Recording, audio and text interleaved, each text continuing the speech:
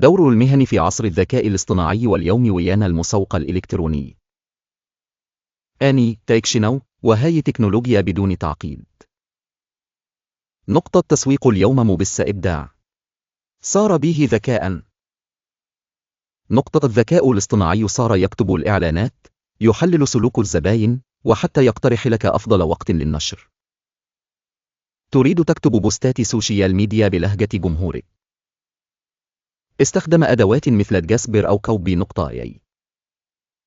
تريد محتوى جاهز بتصميم وكبتش؟ خلي بريدس يسويها لك. تريد تحليل عميق لحملتك؟ الذكاء الاصطناعي يعطيك تقرير شامل بثواني.